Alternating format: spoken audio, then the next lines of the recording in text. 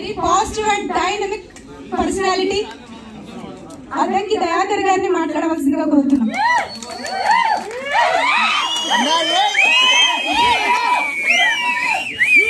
ముందు నేను మాట్లాడడం తర్వాత కానీ ఆస్కార్ అవార్డు తర్వాత ఈ సినిమాకు మంచి మ్యూజిక్ ఇవ్వడం కాకుండా రేపు నాకు తెలిసి మళ్ళీ దేశంలో ఒక మంచి మ్యూజిక్ ఇచ్చిన సినిమాగా వారి మణి కిరీటంలో ఉండబోతున్న సినిమా నేను అనుకుంటున్నా. ఎందుకంటే తిరిగి చూడు ఇంతకుముందు మన మౌనశ్రీ మాలిక్ గారు రాసిన పాట చాలా అర్థవంతంగా ఉంటుంది. వారికి ముందు మనం సన్మానం చేద్దాం. తర్వాత వెంకటరెడ్డి గారు పెద్దలు ఇద్దరు మాట్లాడతారు. మాట్లాడిన తర్వాత వారికి వేరే కార్యక్రమం ఉంది కాబట్టి పెద్దలు కీరవాణి గారిని మనం కోమటిరెడ్డి వెంకటరెడ్డి గారిని వేదిక మీదకి రావాలి. సుమన్ గారు అక్క విమలక్క సుచిత్ర గారు వెల్లయ్య గారు షేరి గారు వెంకటరెడ్డి గారు నాగమణి గారు కృష్ణారెడ్డి గారు ఫస్ట్ వారికి ఒక సినిమా యూనిట్ మీకు మొట్టమొదటిసారిగా ఒక సన్మానం చేయాలని అనుకున్నది. అది కూడా ఇండియాలో ఫస్ట్ టైం మీకు ఆ యూనిట్ సన్మానం చేస్తున్నందుకు నేను ఆ యూనిట్ సభ్యులకు కూడా నేను ప్రత్యేకంగా కృతజ్ఞతలు తెలియజేస్తున్నా. ఈ ముందు నేను సినిమా హీరోగా ఉండడానికి అవకాశం కల్పించిన ముఖ్యంగా బొమ్మకు మురళి గారికి ప్రత్యేక కృతజ్ఞతలు.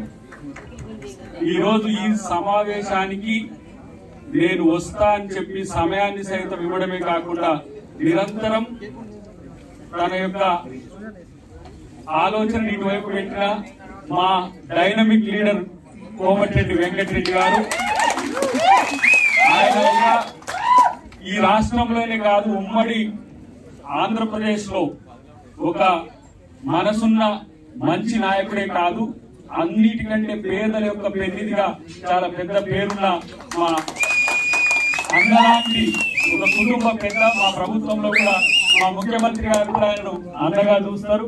కాబట్టి అలాంటి ఆయన మనసు ఈ రోజు సినిమాటోగ్రఫీ శాఖ మంత్రిగా ఉండడమే కాకుండా ఈ రెండు రాష్ట్రాల్లో సినిమాలను తెలుగు సినిమాను ప్రపంచానికి ఏ విధంగా తీసుకుపోవాలనే ఒక ఆలోచన కూడా ఉన్నది. ఒకవైపు రోడ్డు భవనాల శాఖ రివ్యూ 6-7 గంటలు జరుగుతున్నప్పటికీ కూడా నేను దీనికి వస్తా అని చెప్పి కీరవాణి గారికి రాష్ట్ర గీతం వారు సంగీతం చేసినందుకు నేను డెఫినెట్ గా వారికి సన్మానం చేయడానికి నేను కంపల్సరీ వస్తుందా అని చెప్పిన కోమటిరెడ్డి వెంకటరెడ్డి గారు చాలా వారు ఈ రోజు హాస్పిటల్ పోవాల్సిన అవసరం ఉండే అదంతా పక్కన పెట్టేసి నేను వారి కోసం వస్తా అని చెప్పి ఇక్కడికి రావడం, ఈ సినిమాలో ఉన్న పాటల్ని చూసి చాలా సంతోషపడుతున్నాడు పక్కన ఉండి. నేను గద్దరన్నను గుర్తు చేసుకోవాలి. మొట్టమొదటి తను ఎంపీగా పోటీ చేస్తున్నా అనుకుంటున్నప్పుడు వెంకటరెడ్డి గారే గద్దరన్న కాడికి పోయేద్దాం పాదయా అని చెప్తే తీసుకొని పోతే ఆ రోజు దాదాపు ఒక గంటన్నర మేము స్పెండ్ చేసినాం. వాళ్ళిద్దరి మధ్యన ఒక ఆత్మీయత నేను చూసిన. నేను సరే మీ అందరి ముఖంగా కూడా వారు ఇక్కడనే ఉన్నారు కాబట్టి ఆ రోజు నేను ఒక తప్పుడు మాట మాట్లాడిన రోజు ఏమన్నాడు గద్దరన్న అంటే, వెంటనే కోమటిరెడ్డి గారి ఇంటికి పోదాంపా అని చెప్పి నన్ను తీసుకుపోయి నీకు పెద్దన్న లాంటోడు వెంటనే పోయి పోదామని చెప్పింది గద్దరన్న. ఎంత ప్రేమ తన మీద అంటే రేవంత్ అన్న గారి మనవడి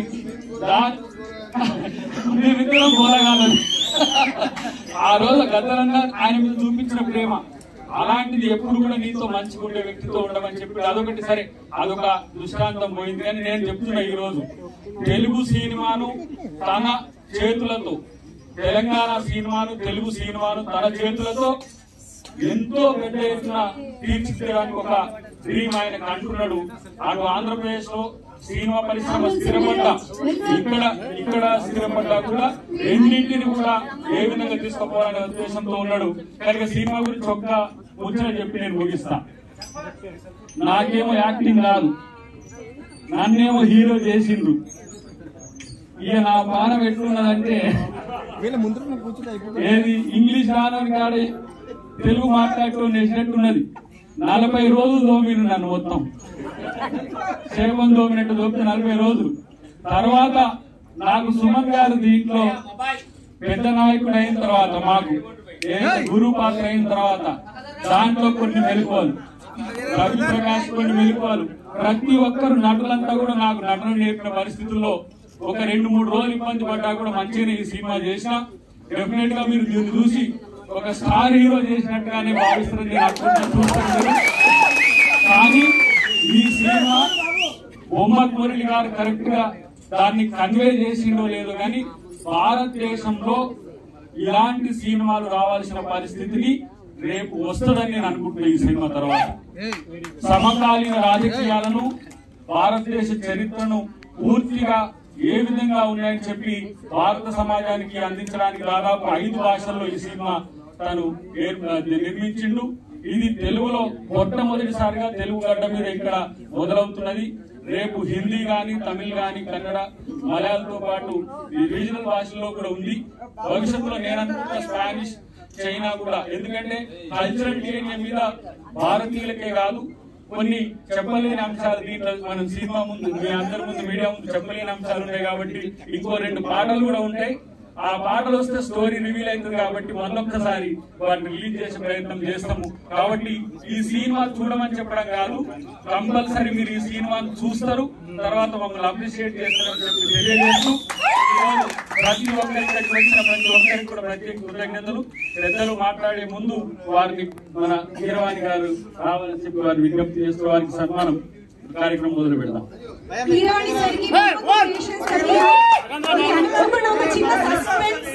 గౌరవాన్ని స్వీకరించాల్సిందిగా కోరుతున్నాం. కీరవాణి సార్కి బొమ్మకు మురళి హిమామాగల్ల గారు వెండి కిరీటాన్ని సత్కరించి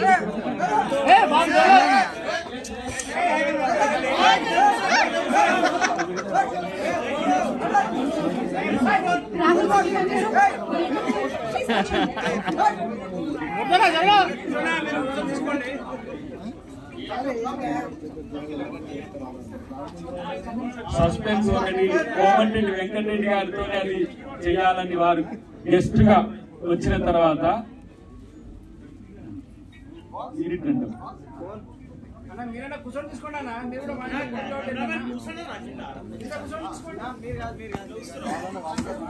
చంద్రబోస్ గారు వారికి ధన్యవాదాలతో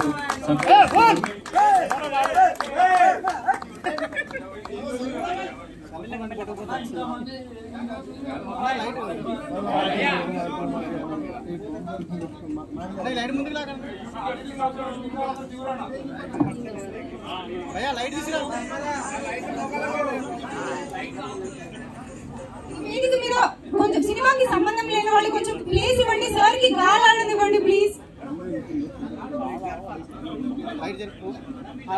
తెలుగు చలన చిత్ర సాయిబాబా కీరవాణి సార్ కి వెండి కిరీటంతో సత్కరించవలసిందిగా కోరుతున్నాం.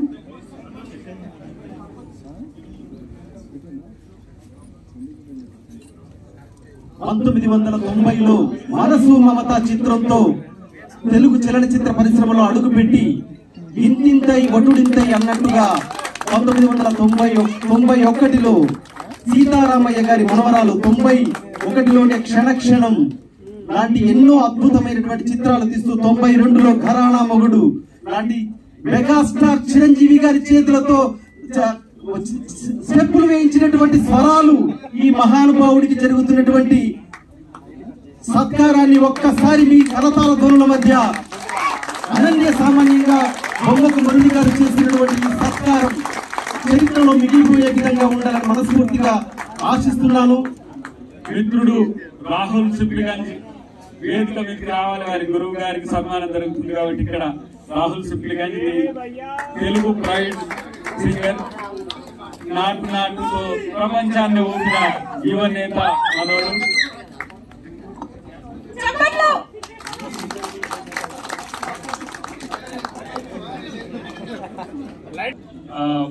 కీరవాణి గారు మాట్లాడిన తర్వాత 1-2 నిమిషాలు పెద్దలు సుమన్ గారు, తర్వాత వెంకటరెడ్డి గారు మాట్లాడారు. మొదటి సన్మానం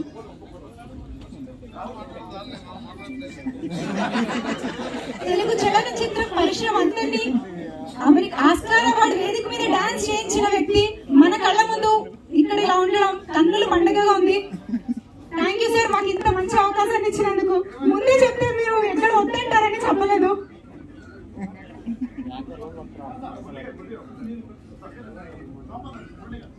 దయచేసి సినిమాకి సంబంధం లేని వాళ్ళకి కిందకి దిగిన ఇబ్బందిగా ఉంది, కాలు ఆడట్లేదు సార్కి, ఇక్కడ అందరికి ఇరుక్కు ఉంది.